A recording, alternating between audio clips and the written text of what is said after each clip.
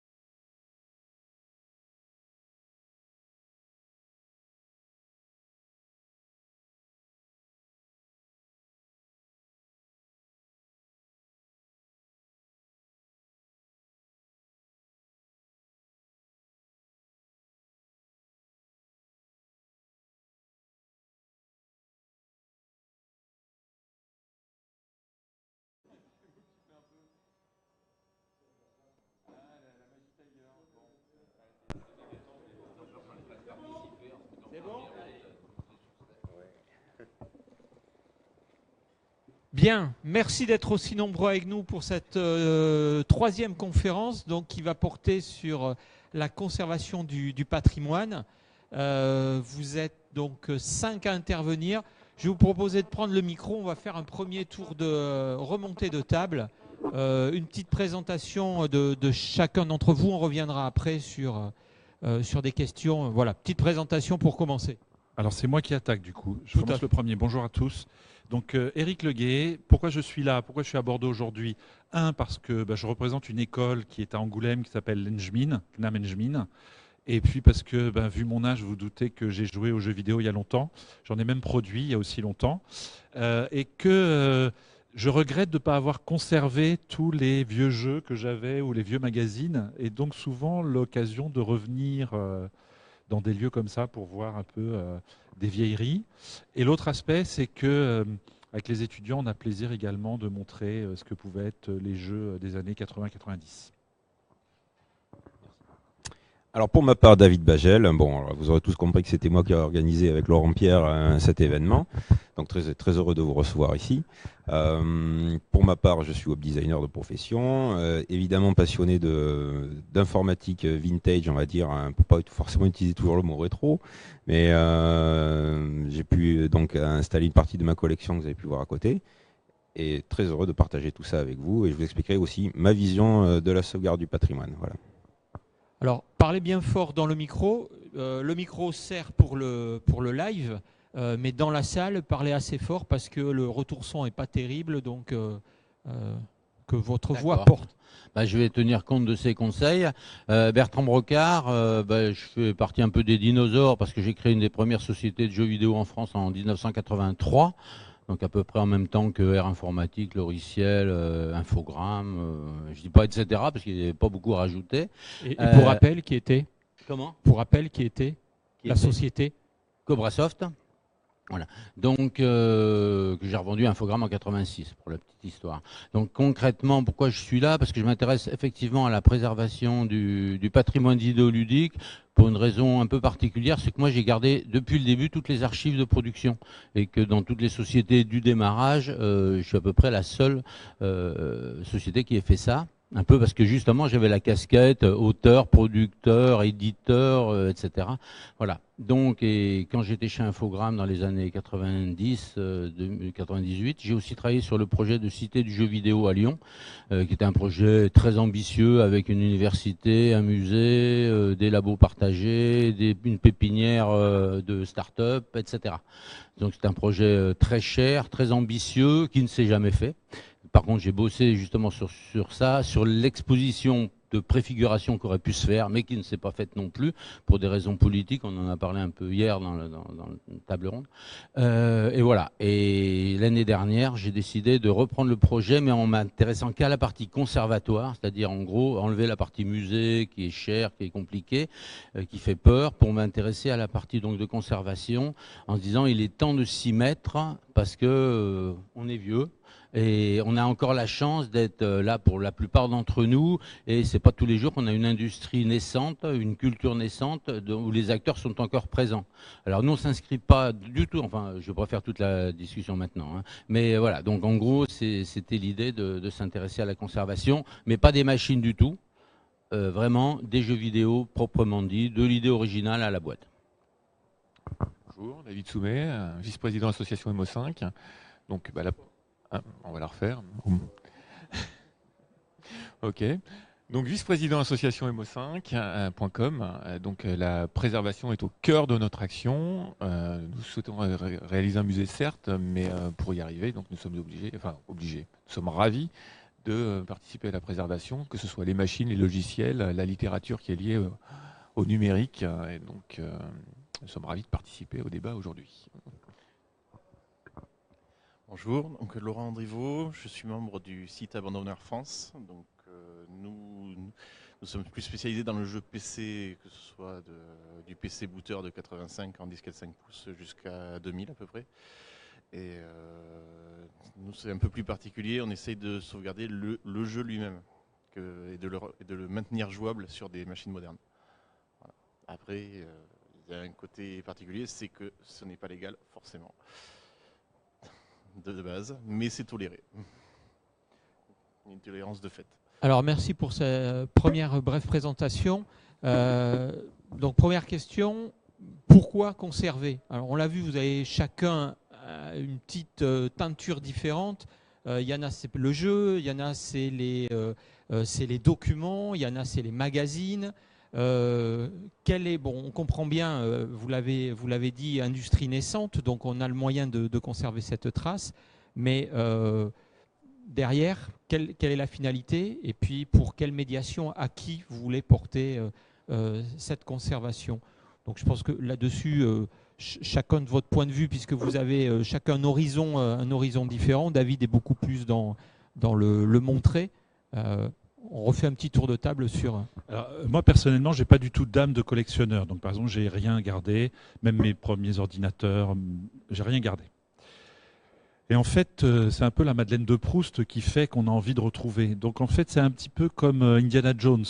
Il faut d'abord qu'on perde de vue les choses pour qu'on ait envie de les retrouver. Et c'est un peu cette logique qu'on va avoir tout le temps. C'est-à-dire qu'on perd les choses, on les oublie, il y a une période d'oubli, et on revient dessus 10 ans, 20 ans, 30 ans après. Et c'est là la conservation qui devient importante. D'ailleurs, quand on parle de conservation, quand on va dans un musée, les choses exposées au public sont des fois 10 ou 20% de ce qui est conservé dans les caves d'un musée. D'ailleurs, ça fait... Au Louvre, tout le monde sait très bien, il y a un côté magique de dire les réserves du Louvre sont plus importantes que ce qui est vu. Et donc, pour bien connaître certains lieux où il y a de la conservation, c'est ça aussi. C'est-à-dire qu'il va y avoir un travail d'expertise qui va permettre de montrer certaines choses par rapport à la masse des éléments qui ont été produits, parce que ce sont des biens de consommation courants. Hein. Ça a été produit à des millions d'exemplaires parfois. Donc c'est cette phase-là qui est nécessaire. Abandon, disparition et restauration ou retrouver des éléments. Personnellement, ensuite, le jeu, c'est un petit peu comme les musées de voitures. Vous avez peut-être déjà vu des musées d'automobiles, si vous avez été au musée Schlumpf à Mulhouse. Elles sont super belles, les voitures, seulement vous ne roulez pas dedans. Et le problème, c'est que des vieilles consoles, ça peut être très beau, mais l'intérêt, c'est de le jouer avec. Donc ça demande un autre travail qui est de restauration pour permettre aux gens de jouer. Et c'est cette partie-là qui est la plus intéressante, en fait. C'est-à-dire l'émulation. Je dis émulation parce que souvent, on peut porter le jeu sur autre chose pour pouvoir continuer à y jouer aujourd'hui. Donc il y a deux aspects. Il y a l'aspect, j'allais dire, mécanique, pratique de l'objet qui a servi à diffuser, mais aussi la source même du jeu, qui est le fichier informatique. David? Alors, pour ma part, c'est vrai que moi, je suis collectionneur, par contre. C'est vrai que j'ai beaucoup amassé de choses. En revanche, ma collection n'aurait aucun sens si je ne la partageais pas déjà. C'est vrai que si c'était pour rester, comme pas mal de collectionneurs, finalement, entassent beaucoup de choses chez eux, dans des placards, des garages, des greniers, tout ce que vous voulez. Moi, c'est vrai que j'ai très envie de montrer tout ça et de partager l'expérience de l'utilisation de tout ça, en fait. La sauvegarde du patrimoine tel qu'on l'entend, c'est aussi la sauvegarde de l'expérience, en fait. Et du coup, j'essaye de mettre lors des événements un aspect de partage transgénérationnel en fait, que les anciens expliquent aux plus jeunes, etc. Pourquoi tel gameplay par exemple sur telle machine, pourquoi on jouait par exemple qu'avec les flèches et pas avec un WASD comme un gameplay plus moderne. Pourquoi il y a eu cet aspect-là à ce moment-là pour les développeurs? Pourquoi par exemple si on remonte peut-être une décennie avant, on jouait avec QA et OP. Donc on avait les mains complètement sur la totale du clavier et pas juste les flèches. Donc ça aussi, cet aspect sauvegarde de l'expérience est intéressante et c'est quelque chose que je peux faire lors d'événements comme ça. Pour l'instant, pas forcément dans un cadre musée plus fixe permanent. En tout cas, je pense que c'est déjà pas mal de partager ça à certains endroits et aussi, ce qui est intéressant, c'est que du coup, de faire ce genre d'événement nous permet de nous voir et aussi d'avoir qu'on commence à installer des choses à faire ensemble pour la suite. Voilà. Alors pour ce qui concerne le Conservatoire national du jeu vidéo, déjà ce qu'il faut savoir, c'est que l'idée c'est de conserver, parce qu'en fait on s'aperçoit que des chercheurs travaillent sur le sujet, des étudiants font des mémoires, des doctorants font leurs thèses, etc.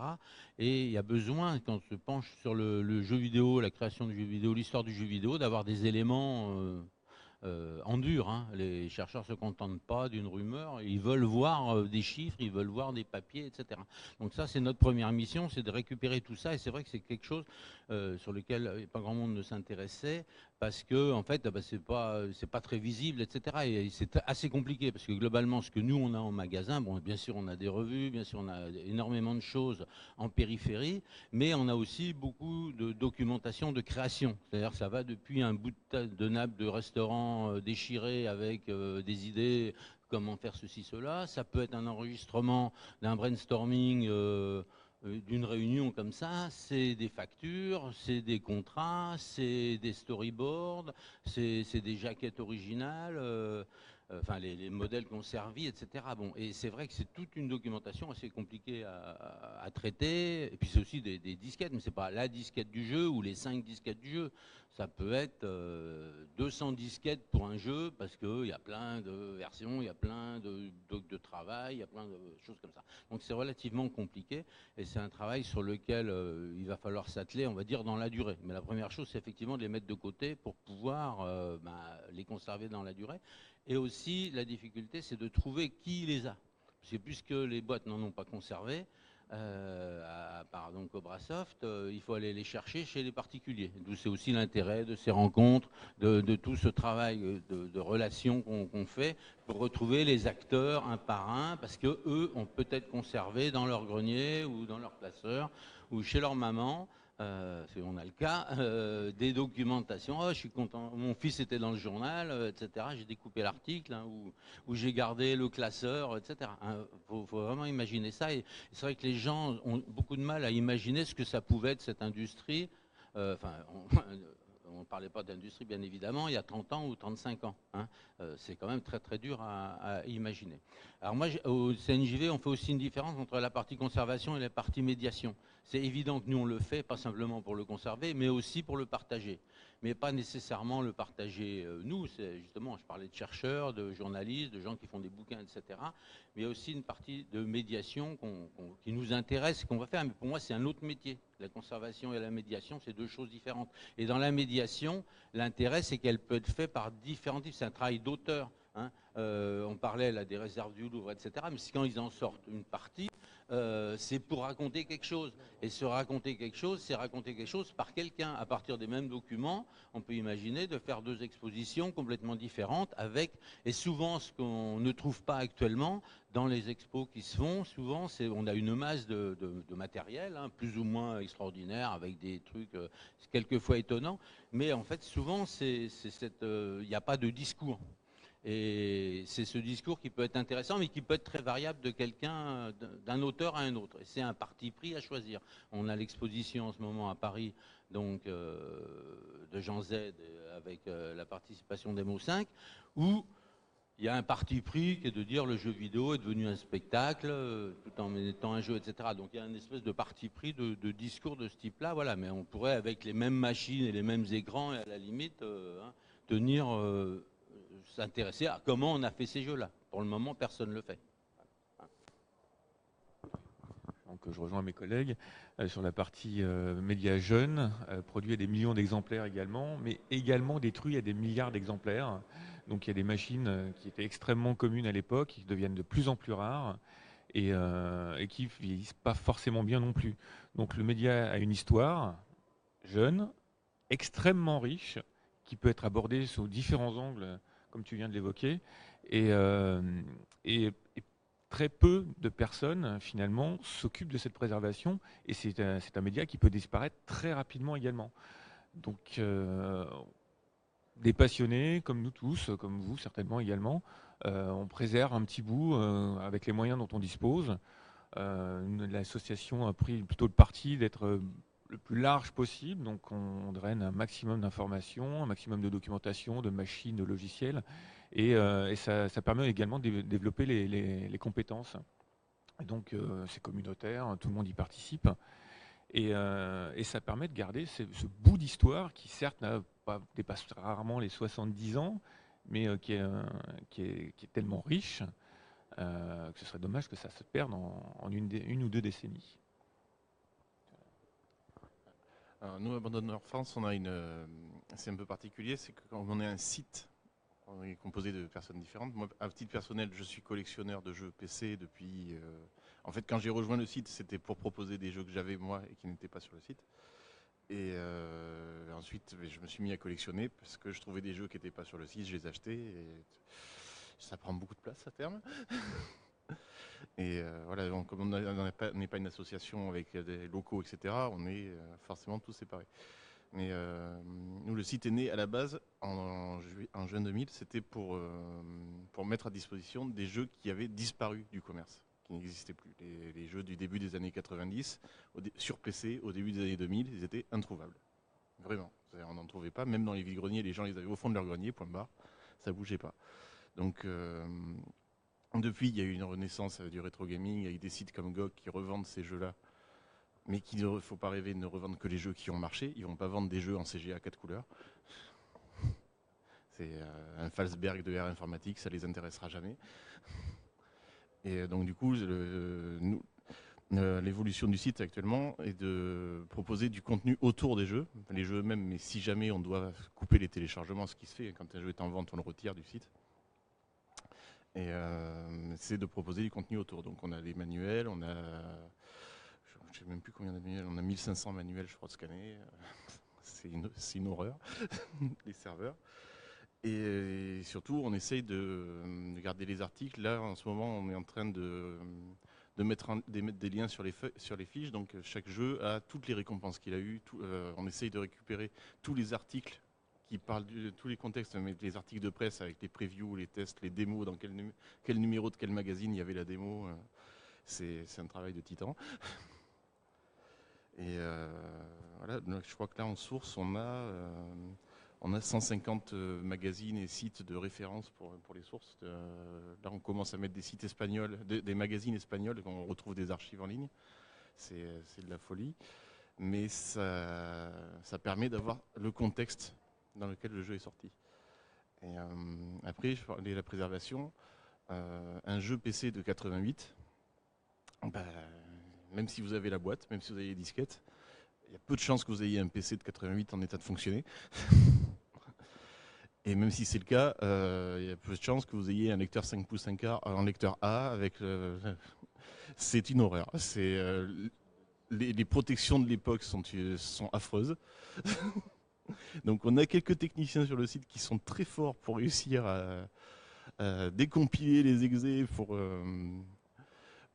passer les protections pour que le jeu soit jouable, sous émulateur par exemple, et qui essayent, dans le côté préservation, qui essayent de faire ça avec un loader, donc à ne pas toucher l'exé original.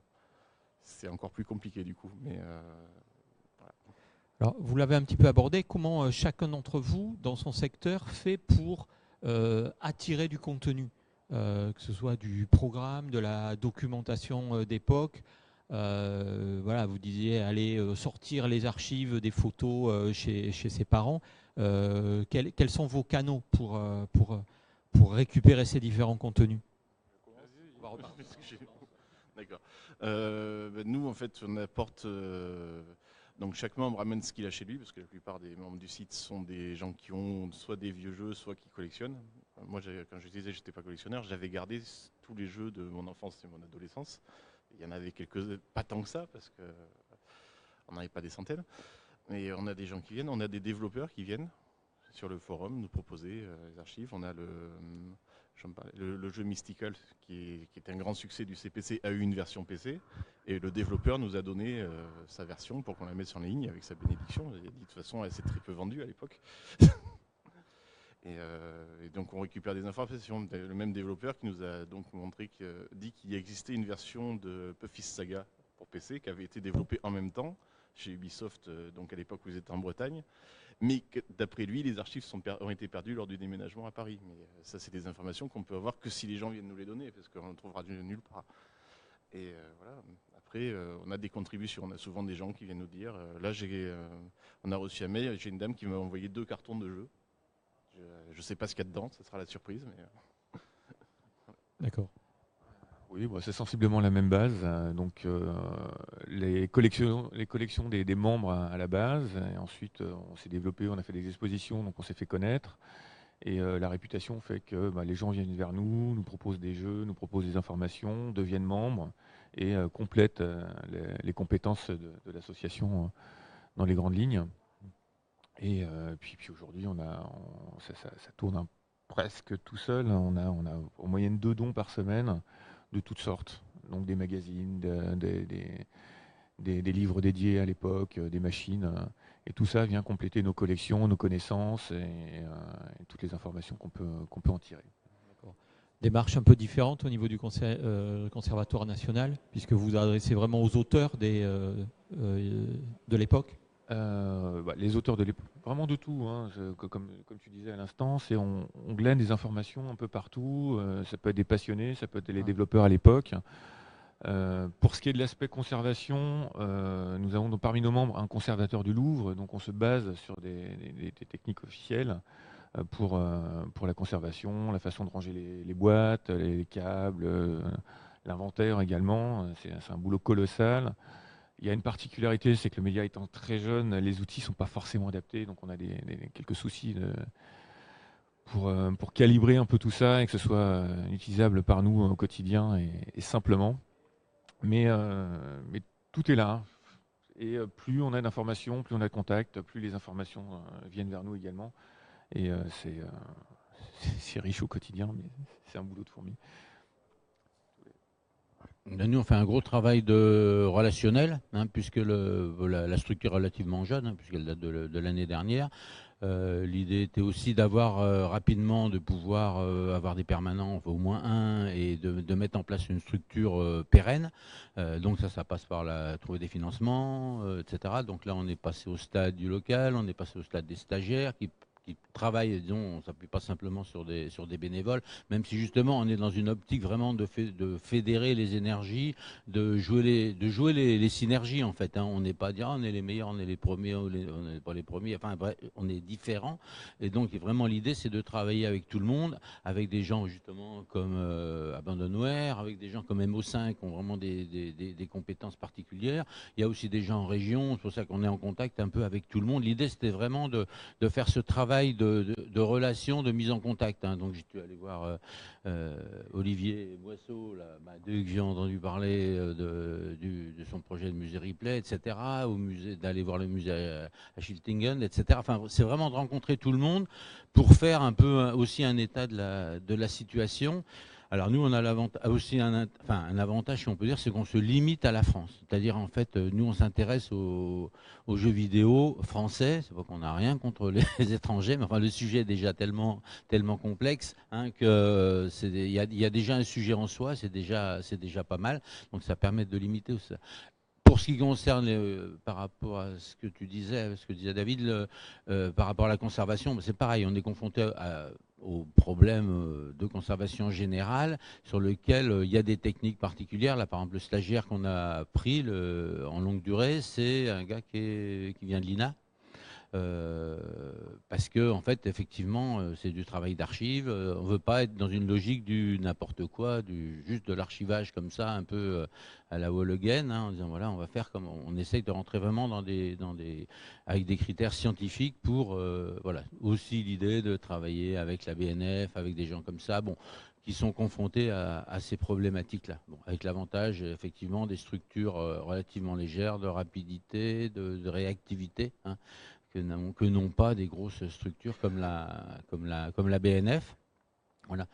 Mais ce côté justement de travail en synergie important, on fait aussi, c'est comme ça qu'on a travaillé avec David d'ailleurs, on fait appel aussi à des gens qui sont à l'extérieur pour partager le boulot. Hein, par exemple, David il nous a fait des numérisations, des choses comme ça. Il y a d'autres personnes qui sont sur le sujet. De la même façon, pour tout ce qui est disquettes, vieux supports, etc., on a la problématique. Hein. Et il y a des tas d'offres en fait. Hein, plein de gens disent moi je sais faire, je sais mieux que les autres. Bref, hein, c'est intéressant de voir. Et l'idée actuellement est plutôt justement de travailler avec plein de gens pour avoir finalement comment ça se passe avec eux et comment ça finale. Parce que le côté relationnel est important en fait. Hein. Il ne suffit pas d'avoir la technique. Bon, voilà. Hein. Donc il y a aussi beaucoup on va dire.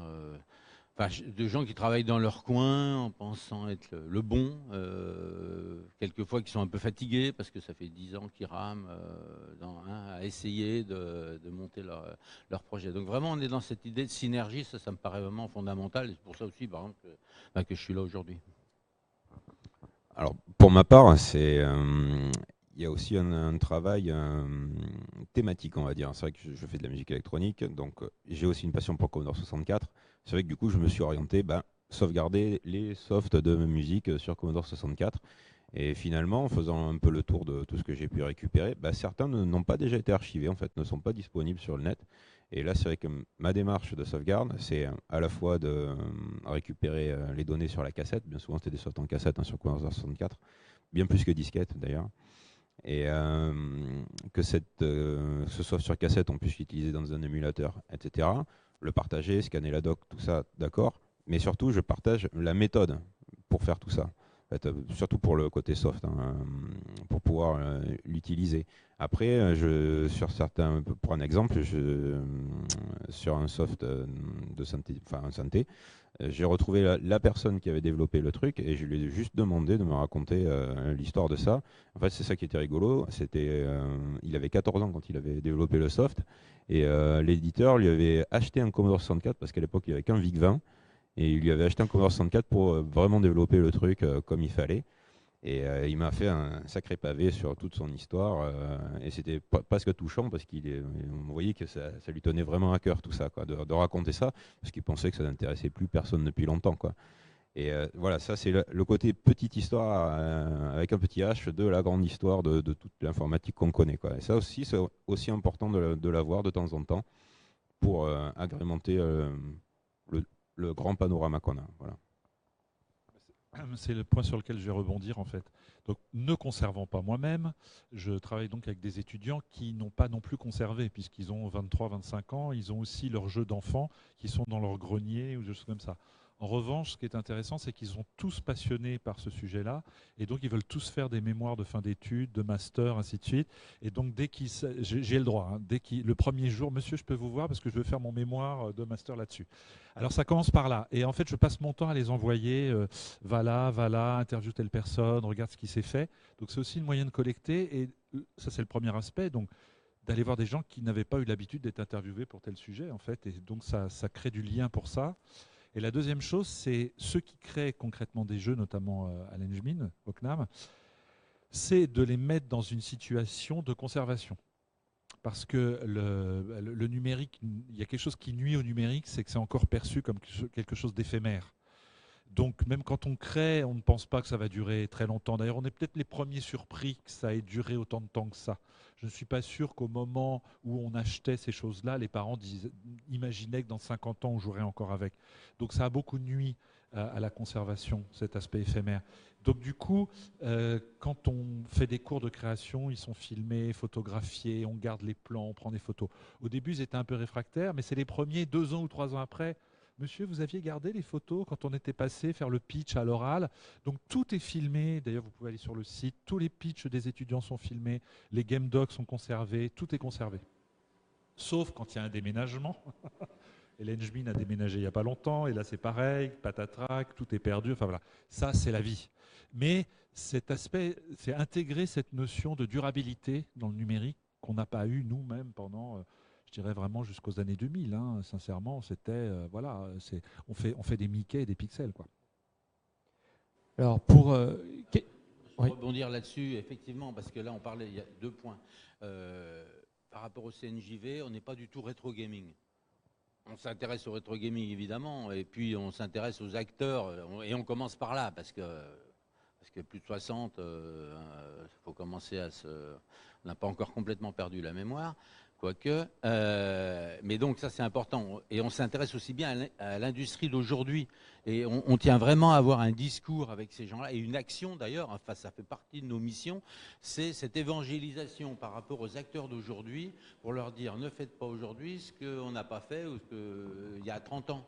Donc mais le problème c'est qu'ils n'ont pas le temps. Donc soit c'est de leur dire on peut vous apporter des solutions en vous aidant, en intervenant d'une manière ou d'une autre, soit en vous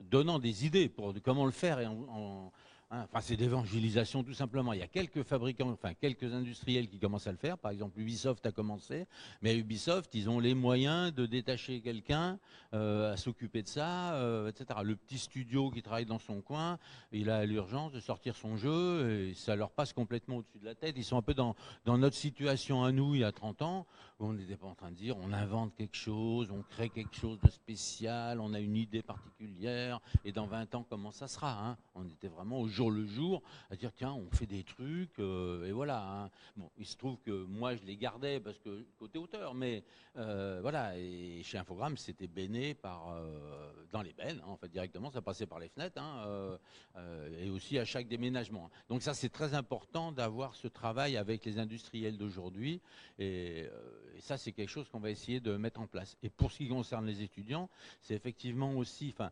l'intérêt de ce qu'on peut garder en archive, c'est aussi des documents de production, c'est les méthodes de production. Alors nous, on a une chance, enfin, en tout cas, c'est un peu, on va dire grâce à moi, parce que j'ai vécu l'évolution depuis le début, et notamment le passage à l'industrialisation quand est arrivé le CDI, le CD-ROM, où tout d'un coup, on a travaillé avec des gens comme Philips, où c'était pas du tout le folklore.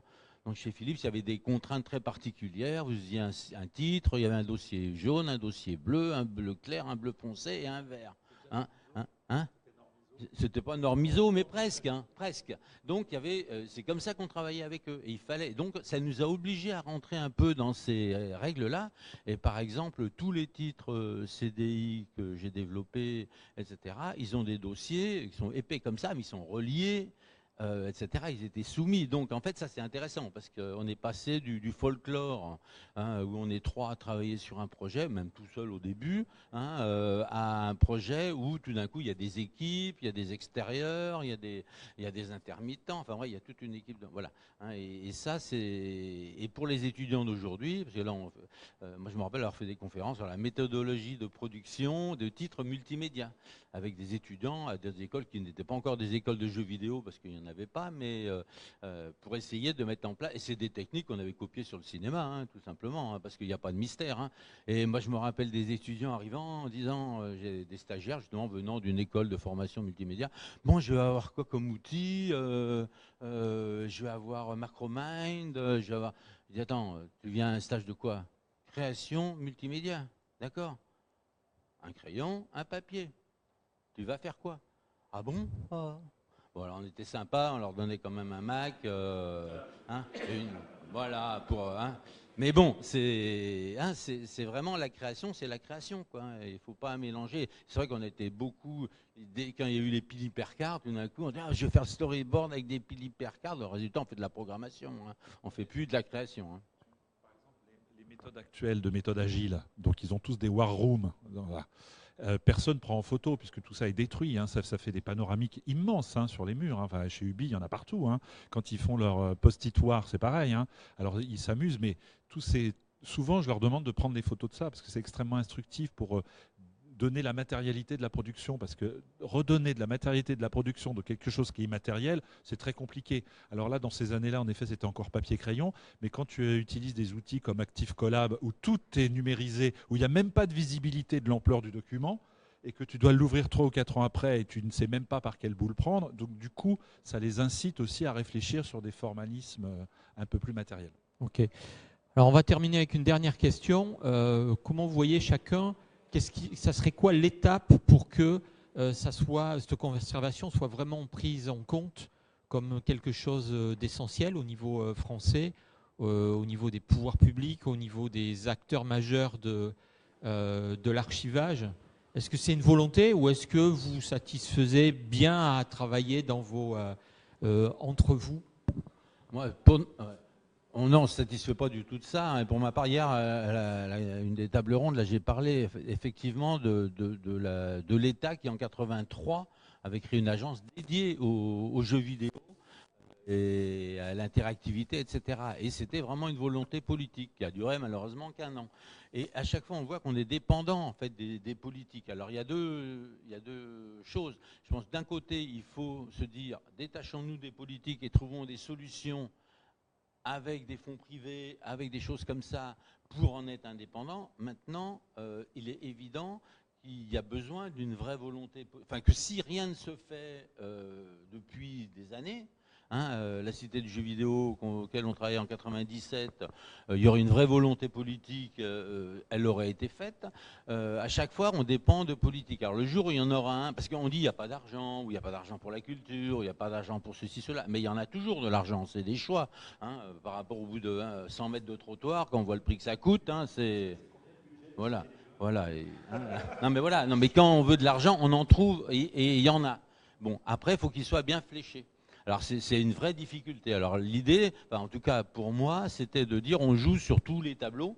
D'un côté, on maintient le contact, on trouve des sponsors privés qui permettent d'avancer, etc., en les motivant sur le sujet et en leur trouvant des contreparties pour lesquelles ils puissent être intéressés. Et puis en même temps, maintenir le contact avec les services de l'État.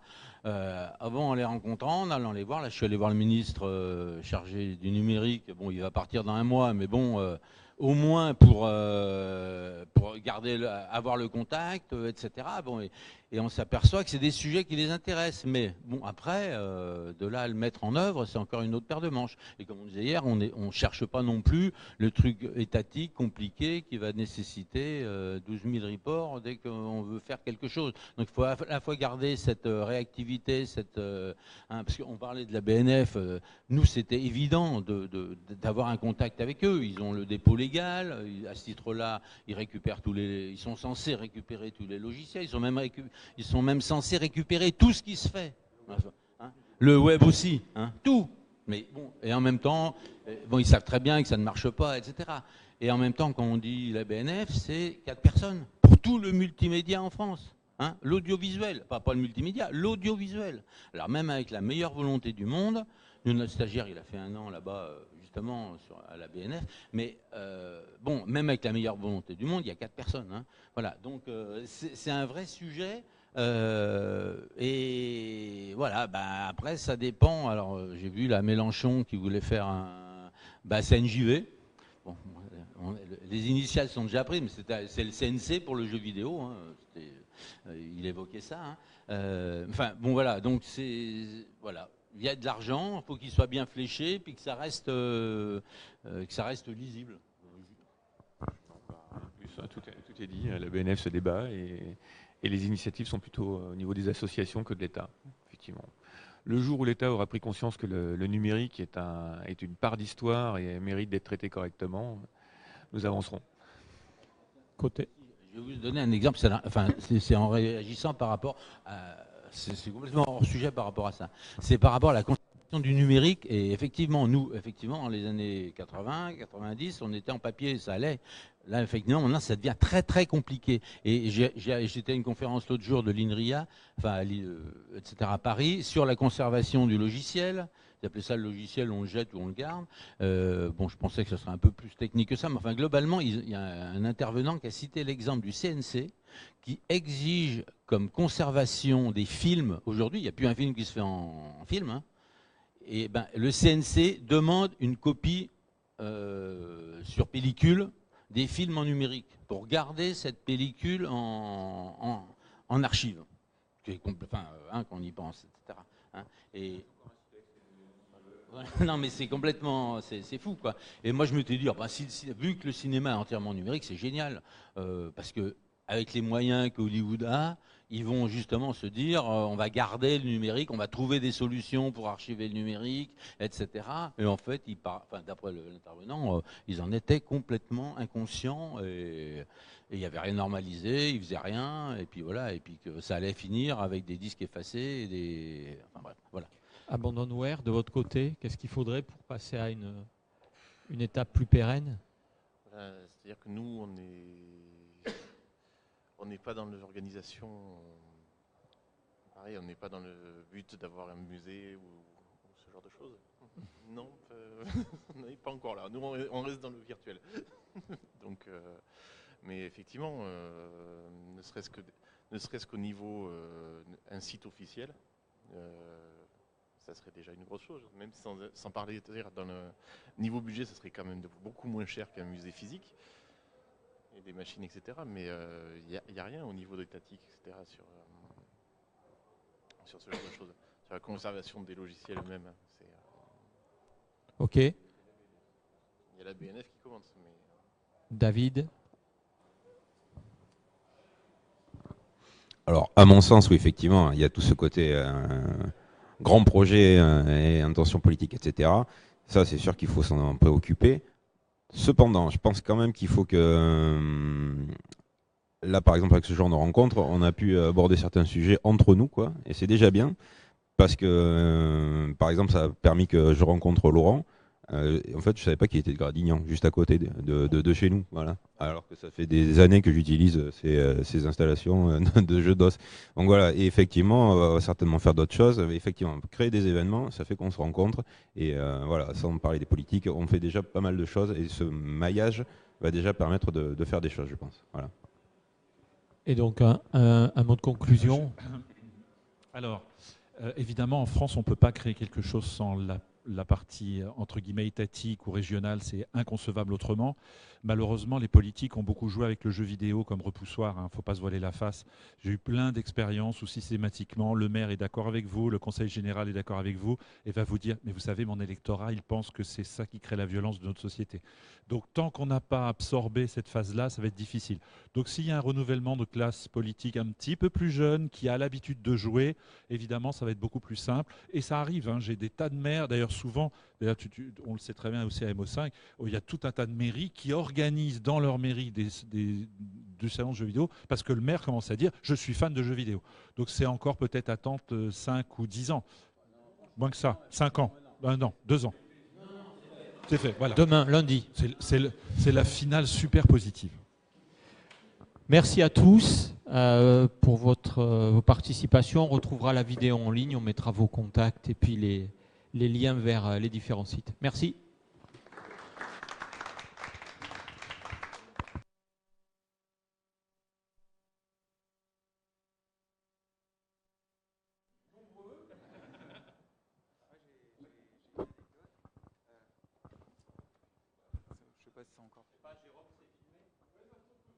Oui.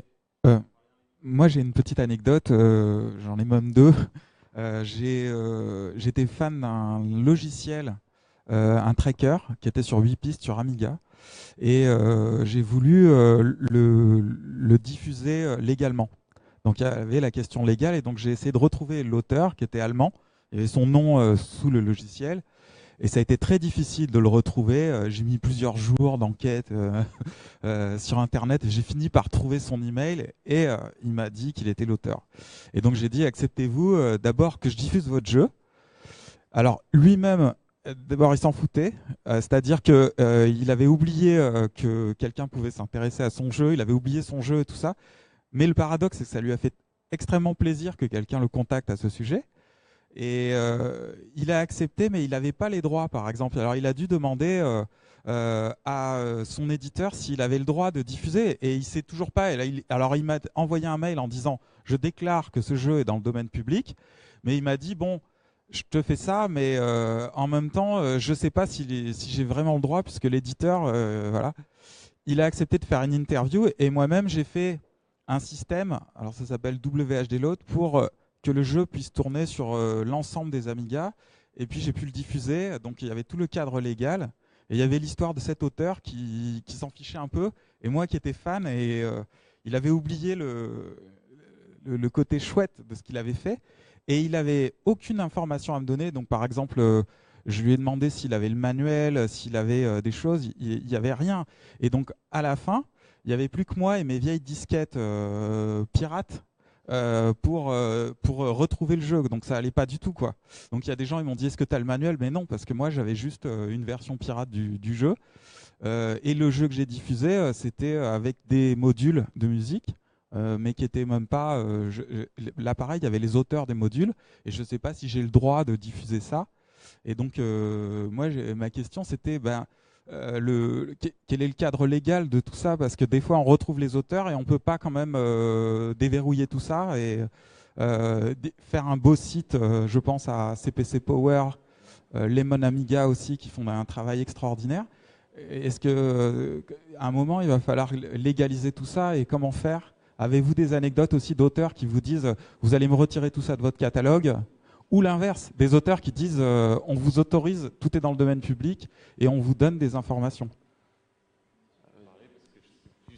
C'est plus notre cas à nous, puisqu'on diffuse effectivement des jeux. Et on a eu, alors en 17 ans d'existence sur le site, on a eu 2 demandes officielles de retrait. C'est LucasArts en 2002 qui a demandé à tous les sites du monde de retirer tous leurs jeux. Et c'était pas demandé très gentiment.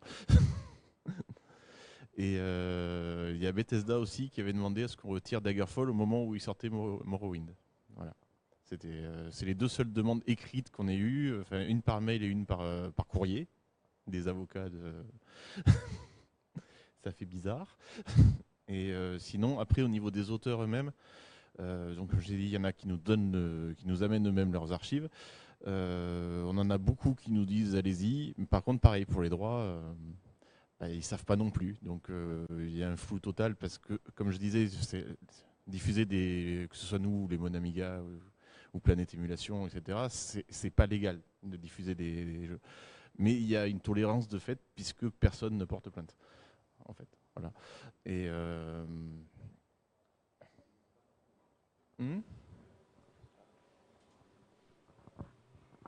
En fait, oui, à chaque fois, c'est le problème de l'éditeur. C'est lui, parce que c'est lui qui fait la reddition des comptes, c'est lui qui a investi et qui sait combien il reste. Or, la majorité des cas, il est très courant que ces gens-là ne soient rentrés tout juste dans leurs frais, ils n'aient peut-être même pas amorti le titre. Donc du coup, il y a une somme en suspens dans des comptes quelque part qui fait que même 10 ans après, ils pourraient réclamer de l'argent. Alors en droit, il y a quelque chose qui est assez simple, on utilise ça pour les photos par exemple. Si les jeux sont accessibles sans être payants gratuitement, il y a quelque chose qu'on appelle le droit réservé. C'est-à-dire que tu as conscience de la chose, tu dis droit réservé, et en effet, si un ayant droit vient réclamer, tu lui dis écoutez, moi je ne vous ai pas trouvé, je ne savais pas que vous existiez, on est de bonne foi. Est-ce que vous êtes d'accord pour qu'on le diffuse à titre gracieux ou pas? Si ce n'est pas à titre gracieux, on le retire. Mais il faut jouer de cet aspect-là, puisqu'en fait, ce n'est pas déclaratif. C'est-à-dire que la majorité des studios ont disparu, c'est surtout ça qu'on rencontre souvent, mais pas l'éditeur. On parlait tout à l'heure de la RMN existe toujours, elle a coproduit des milliers de titres en France dans le multimédia, ma société a disparu, elle est encore éditrice potentiellement, on m'a sollicité pour rééditer quelque chose, la RMN a dit non, parce qu'on est l'éditeur. Voilà, c'est tout. Moi je suis tout à fait d'accord, on était tous d'ailleurs d'accord, mais tant que c'est l'éditeur qui existe et qui et au sommet de la chaîne, c'est comme ça que ça fonctionne. À titre gracieux.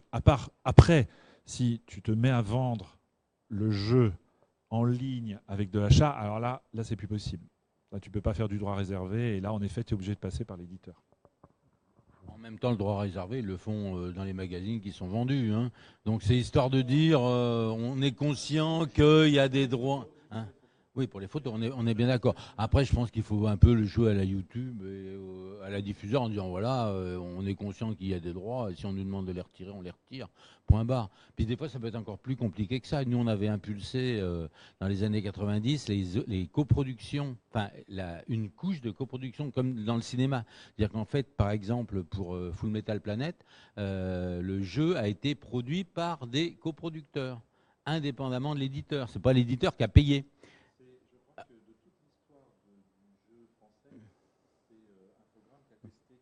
Bon, voilà. Ça, j'étais effectivement. Oh, voilà, tout à fait. Et c'est comme ça que j'ai une tante qui est créditée de Full Metal Planet. Parce qu'elle est effectivement au générique. J'avais réussi à lui taper 10 000 francs, peut-être, quelque chose comme ça. Hein, et donc, voilà. C'était pas enfin, si, ils sont rentrés dans leurs frais, on va dire. Mais bon. Mais voilà. C'est tout ça pour dire qu'il y a encore une couche par-dessus, plus les droits moraux des auteurs, etc. Voilà. Voilà. Parce qu'il y a les graphistes, il y a le code c'est pas du droit artistique, donc il n'y a pas de reversion du droit, donc c'est très compliqué. Voilà.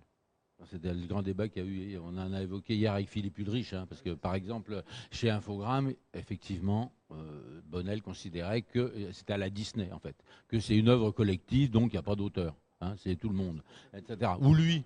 Donc, voilà, Bruno Bonnel présente. Hein, voilà. Hein, voilà hein. Et je disais justement à Philippe que j'ai trouvé moi un jeu justement qu'on a une bande, enfin une démo, etc. dans lequel il y avait tout le générique du staff d'Infogrames qui avait bossé sur le jeu. Je disais c'est le seul que je connaisse, etc.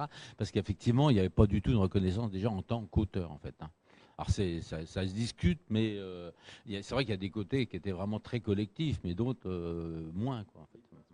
En revanche, un exemple qui arrive très souvent, c'est que les publicitaires adorent le rétro gaming. Vous avez noté le système pixel art. Donc ils vont piocher comme ça des images, ils font des personnages. Or justement, le droit protège le créateur de l'image, le graphiste. C'est presque lui le plus protégé.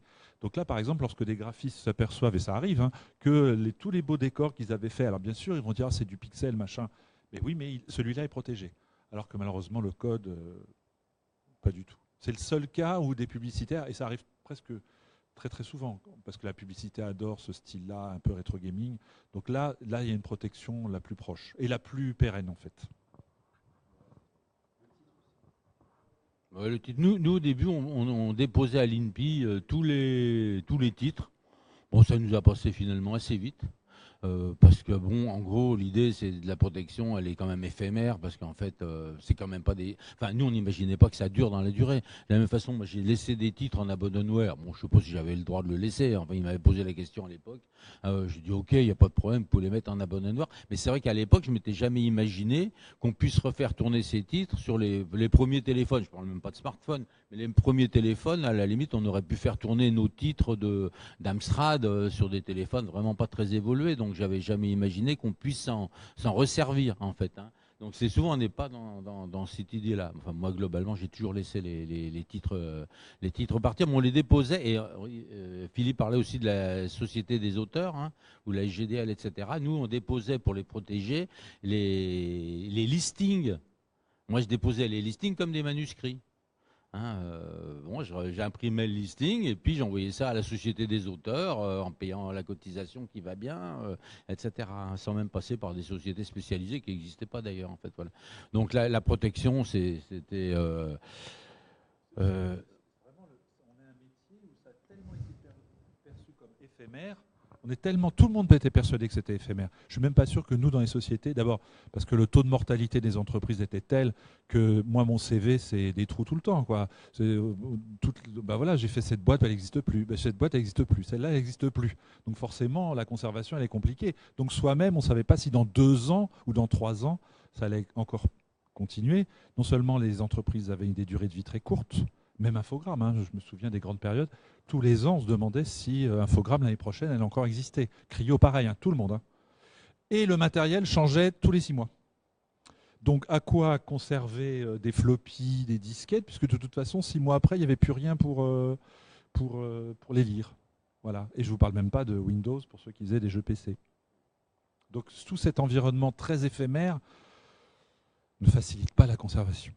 Oui, et moi, ce qui me frappe, c'est les auteurs qui n'ont pas conscience de la beauté de ce qu'ils font parfois. C'est souvent les fans qui veulent garder le programme, parce que, alors peut-être l'auteur, il a fait ça dans un cadre de travail, c'était une commande, l'ambiance était mauvaise dans l'entreprise, j'en sais rien, mais du coup, il n'a pas le même attachement à ce qu'il a produit, et donc du coup, il n'a pas forcément envie de le conserver, il passe à autre chose.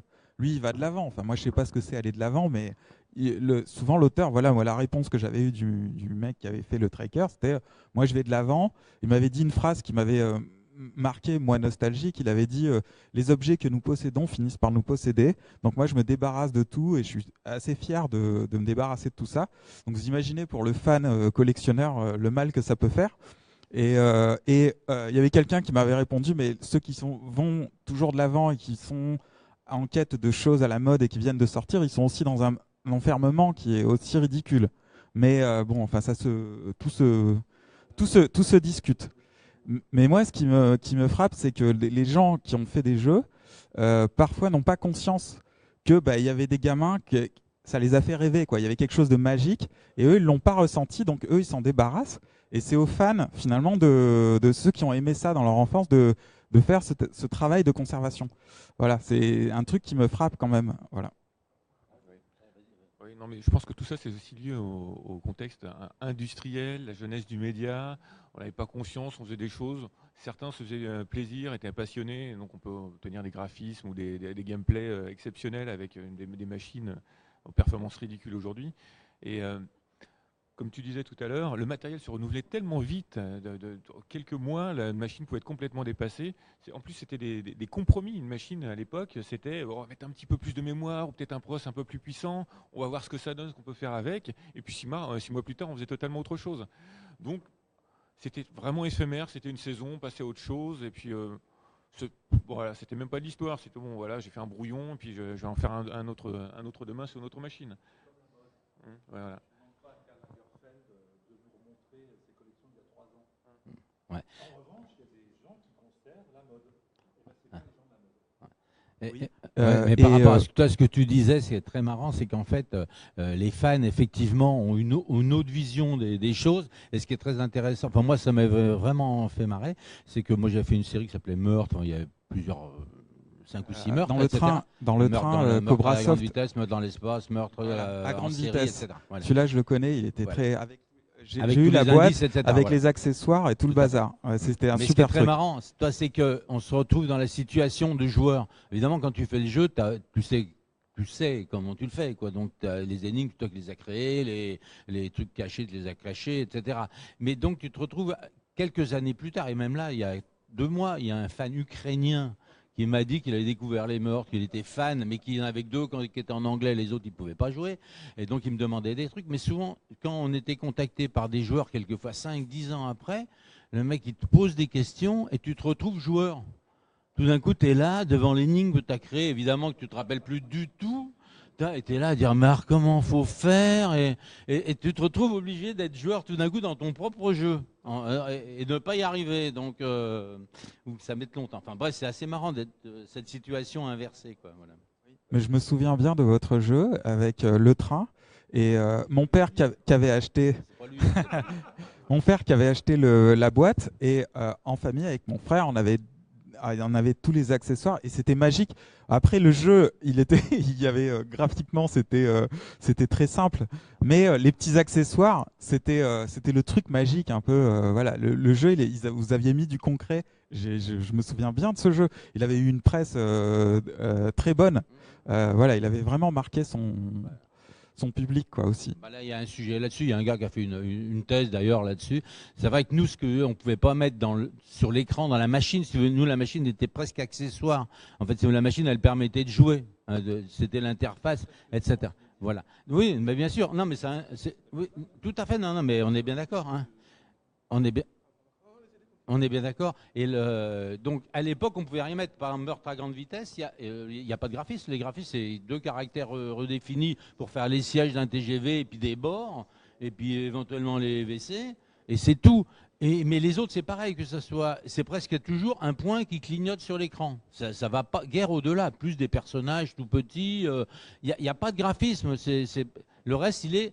Mais moi, mon idée, enfin, je parlais là de Jean Z qui a fait son expo sur le jeu, spectacle et jeu. Moi, ça a toujours été un peu... Enfin, voilà. Donc, au départ, c'est dans la tête que ça se passe. Pour moi, la mécanique, elle est dans le cerveau du joueur. Quand vous lisez un bouquin, vous êtes en Alaska, il y a les loups qui tournent autour de vous, le feu qui crépite et vous allez vous faire bouffer. Bon, c'est des caractères imprimés sur une page, vous n'êtes pas en Alaska. Bon, et pourtant ça marche, vous y croyez, vous avez peur, enfin je sais pas quoi. Donc le jeu, pour moi, c'est pareil, il faut déclencher dans la tête du joueur quelque chose. Alors qu'on ait 1 milliard de couleurs, qu'on ait 500 gigas, qu'on ait 1 téra, qu'on ait 1 K, voilà. Après, le challenge, c'est de réussir à faire passer cette émotion, etc. Alors, qu'on soit en 80 ou qu'on soit en 2000 ou en 2020, c'est toujours la même chose. Comment est-ce qu'on passe de cette idée à la faire passer dans la tête du joueur? Alors, à l'époque, comme on était vraiment très pauvre au niveau graphique, mais pour moi, ça ne change rien, on mettait des choses dans la boîte, des microfilms, parce que là, on parle de meurtre à grande vitesse, hein, mais c'était le premier. Meurtre en série, meurtre à grande vitesse, sur l'Atlantique, il y en a déjà beaucoup. Et meurtre en série encore plus, et ainsi de suite. Après, ça a un peu baissé parce que, étant chez Infogrames, tout d'un coup, les fabrications, il fallait que ce soit un peu plus standard et dessous, et on a un peu baissé au niveau du standard. Mais meurtre dans l'espace, c'était encore assez sympa. Meurtre dans l'espace, on peut pas faire. La boîte, elle bombe. Il y a tellement de trucs dans la boîte qu'elle est cellophanée, mais elle bombe un peu parce qu'il y avait trop de trucs dedans, quoi. Donc ça les faisait. Alors on ne peut pas faire de piles, quoi, parce que c'est. Voilà. Et Philippe en parlait hier, meurtre en série, c'était une boîte en bois dans laquelle ça s'est mis à moisir. Parce qu'il y avait de l'humidité dans le bois dont on n'avait pas entendu parler, quoi. Voilà, hein. Non, il n'y a pas d'haricots sauteurs, mais voilà. Donc les premières séries, elles étaient cellophanées avec du cellophane étanche, quoi. Hein. Et donc ça s'est mis à moisir à l'intérieur de la boîte. Et les vrais fans disaient, putain, ils sont forts chez Cobrasoft.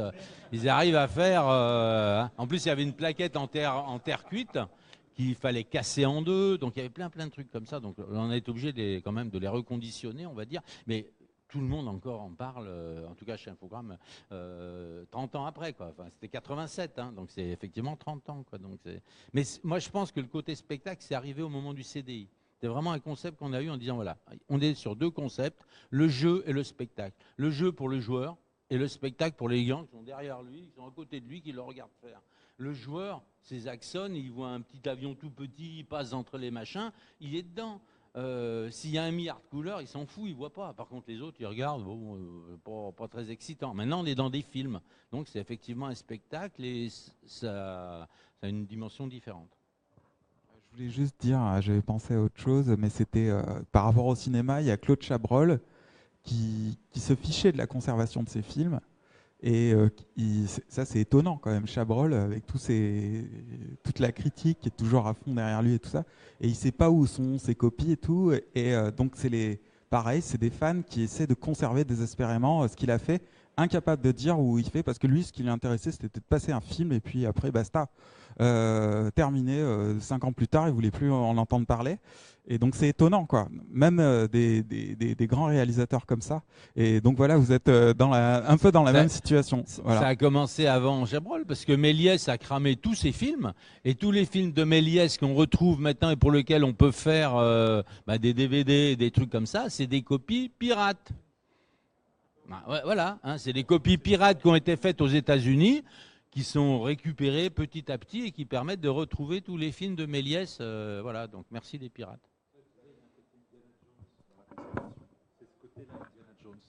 Ah pardon, c'est le côté Indiana Jones de la conservation.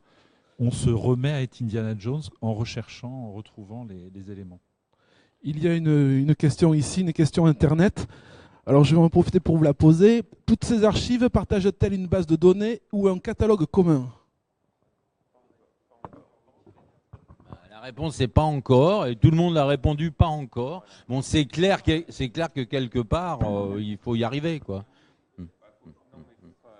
On va passer au blockchain. Là, il faut quand même avoir conscience d'une chose, c'est qu'une base de données c'est bien, mais quand on a des informations qui tombent en continu, le temps de les traiter proprement, d'avoir un fichier digeste, d'avoir des normes entre les différents intervenants qui permettent de les échanger simplement, c'est colossal et on n'en est pas encore là, je pense, quelle que soit l'association.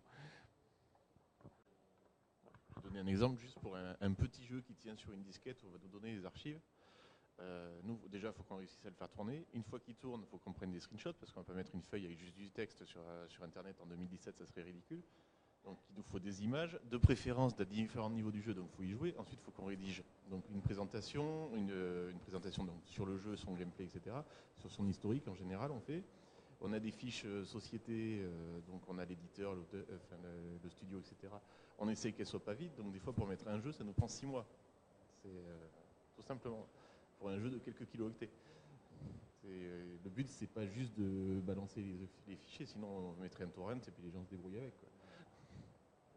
Quand tu as une dizaine de références qui tombent chaque semaine, ça reste un travail associatif fait par des bénévoles sur leur temps libre. Donc ça prend un temps colossal.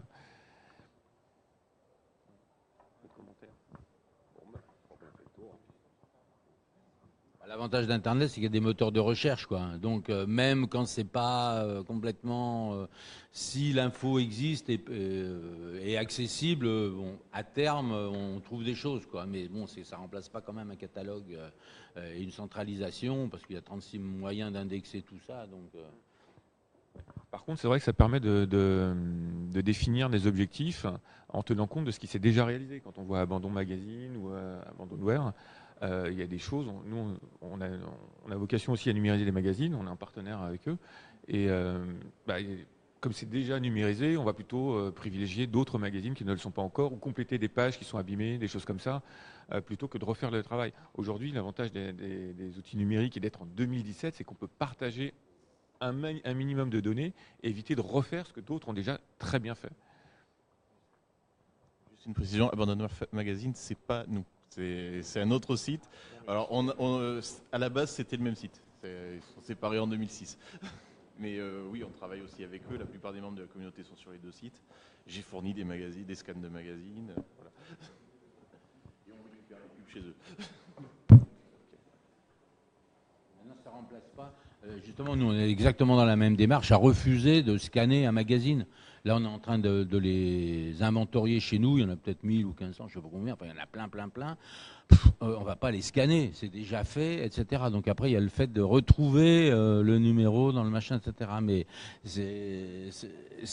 voilà, ça serait débile. Maintenant, c'est pas du tout la même chose de consulter une revue sur une page web que de l'avoir en main, quoi.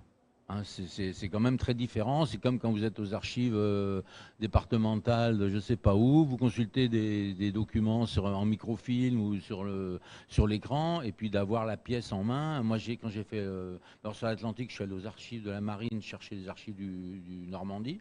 Bon, c'est pas du tout la même chose de plonger dans le casier avec les télégrammes, les menus, les listes de passagers, et puis refaire les mêmes, que d'avoir en main les trucs. Hein. Il y a un côté quand même assez... ou les vrais plans, enfin bref, voilà. Donc c'est... Voilà, je pense qu'on a fait le tour un petit tour aujourd'hui pour cette troisième et dernière table ronde du Retro Computer Show. Donc merci à tous d'avoir participé. Merci à vous d'être venus. Merci à tous ceux qui nous regardent et à bientôt.